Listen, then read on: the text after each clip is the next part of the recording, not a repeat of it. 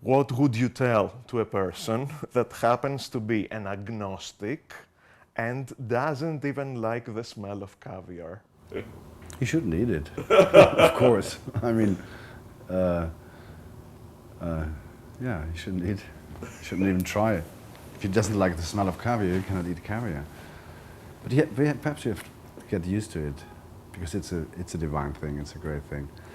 But talking of which, I mean, this film is not about caviar. It's about the metaphor of caviar.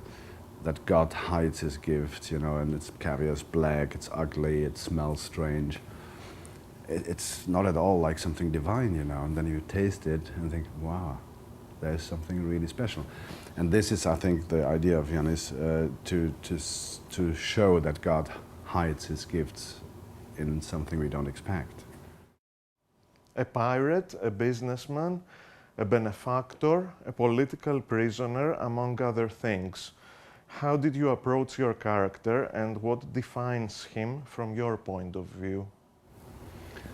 And of course, for a German to play a Greek national hero is a challenge. I was flattered when I got the offer, and I said, oh wow, why me? And then I saw Giannis, how strongly believed in this idea. So I took that as an energy, and I love challenges, you know. I love to. There was something with me in the character. I thought, oh, I loved him.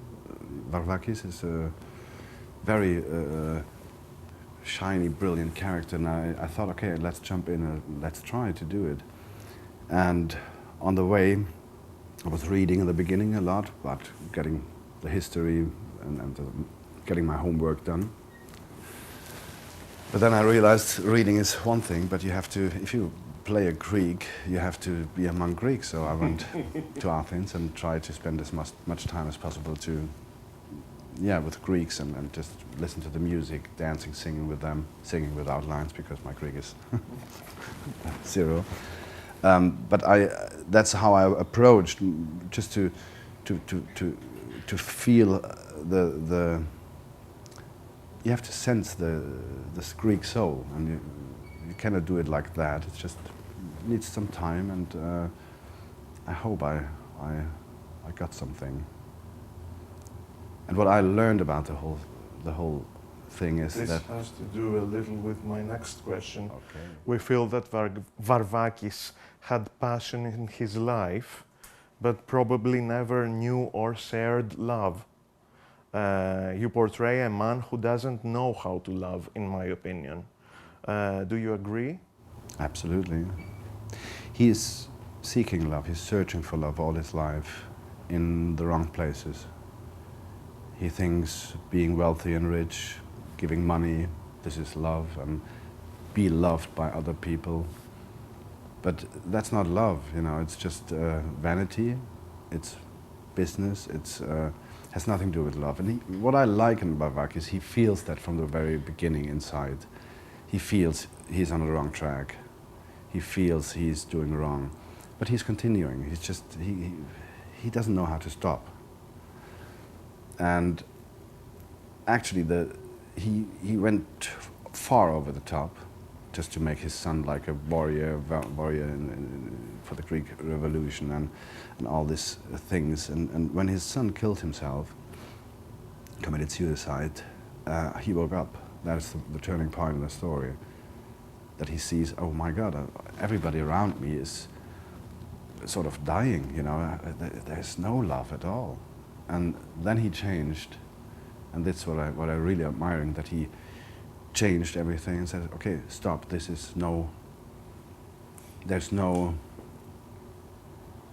no, let's say it in a different way. I have to mention he was trying to commit suicide as well, you know, after his son died.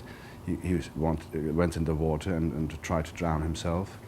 And then he had this divine light, and his spirituality, which is all the time in him, was visible all of a sudden. So he could get in contact with that for the first time, I think.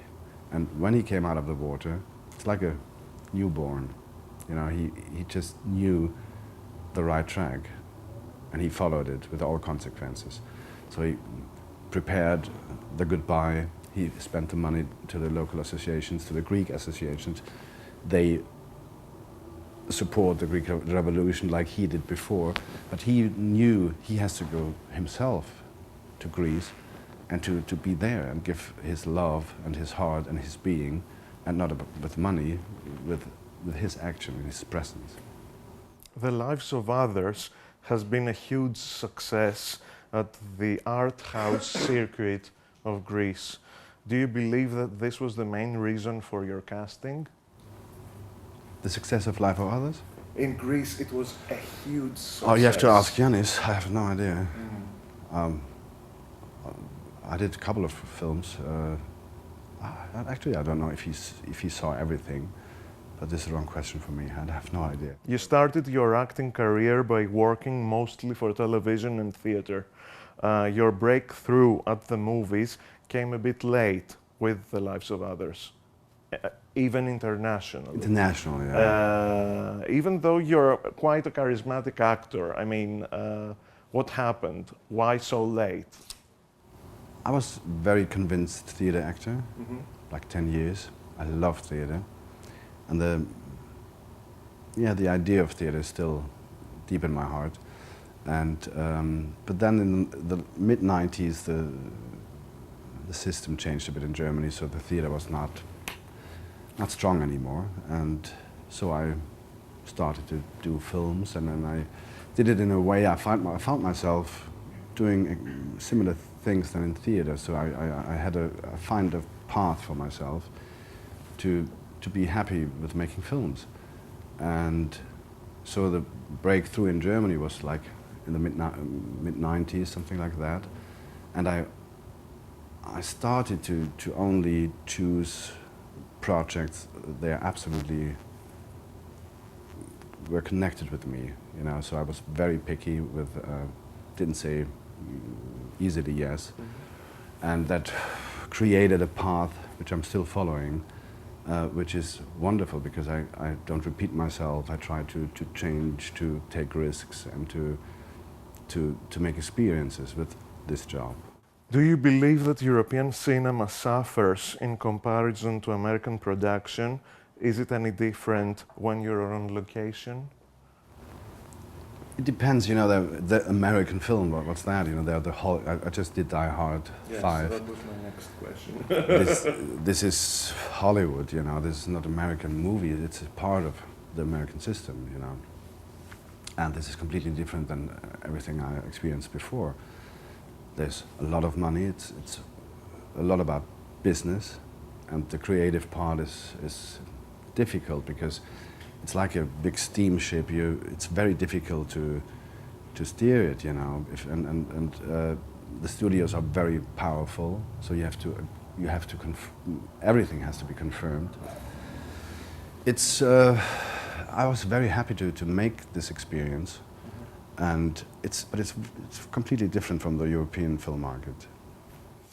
What can you tell me about A Good Day to Die Hard?